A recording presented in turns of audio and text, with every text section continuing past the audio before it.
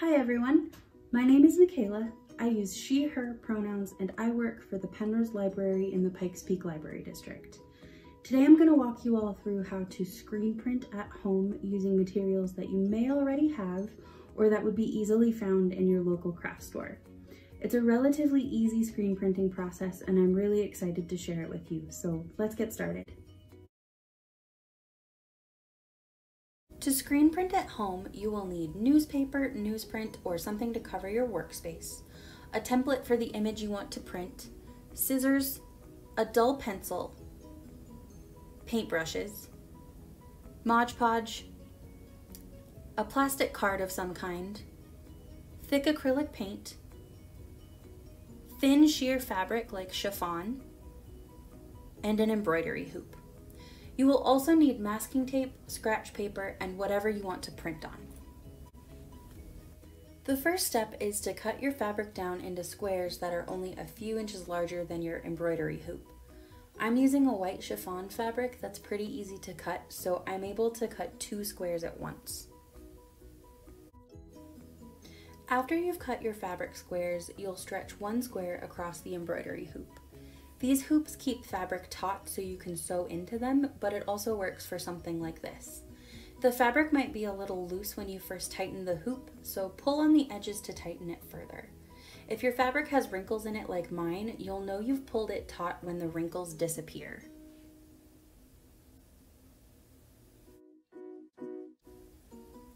Next, we're going to trace our template onto the fabric. Place your template on your workspace and lay your embroidery hoop on top, fabric side down. With a dull pencil, trace your image onto the fabric. If the pencil is too sharp, the fabric may rip, which is why dull pencils are best. Simple shapes like this star are also good to start with.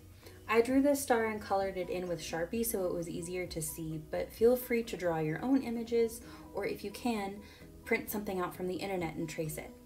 Black and white images with high contrast or large shapes tend to work best for this kind of thing, especially when you're first starting out.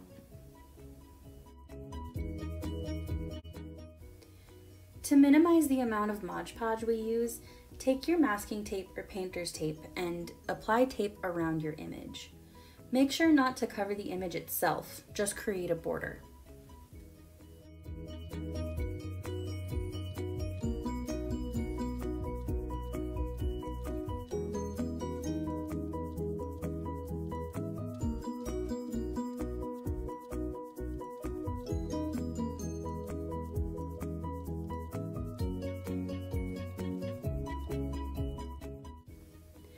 Next, protect your workspace with newspaper, newsprint, or a tablecloth and prop your embroidery hoop up on something.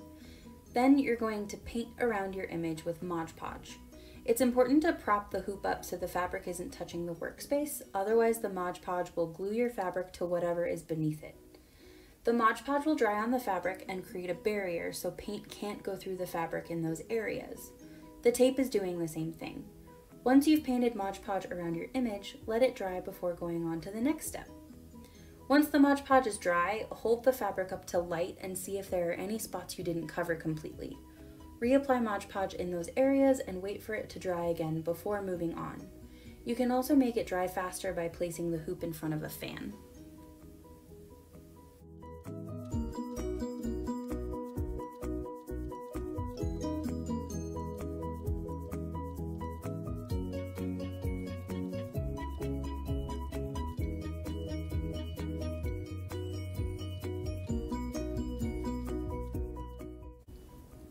Once the Mod Podge is dry, it's time to start printing.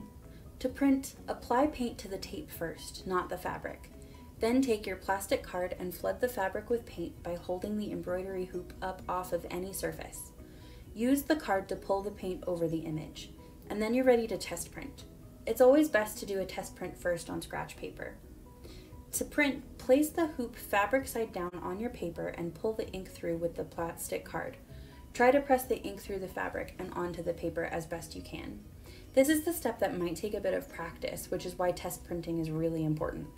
My first print came out pretty light, but my second one comes out a little bit darker. Play with the pressure and the flooding until you get the prints looking the way that you want them to. The great thing about creating a stencil like this is you can use it over and over again to make as many prints as you want.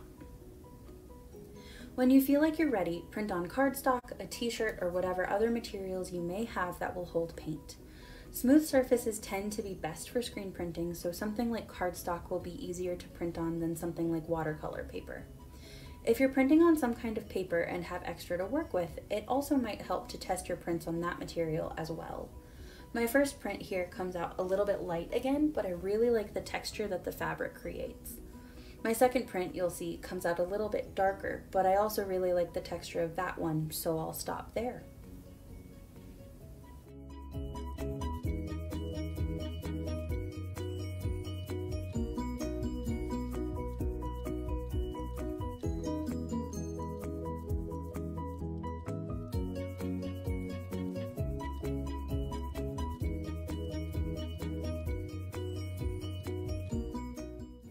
And that's it. Print as many as you like on anything you're comfortable with. You can also wash the paint out of the fabric and try again in different colors. You can also experiment with different images, or when your prints dry, you can also print more on top of them. Thank you all so much for watching, and good luck printing!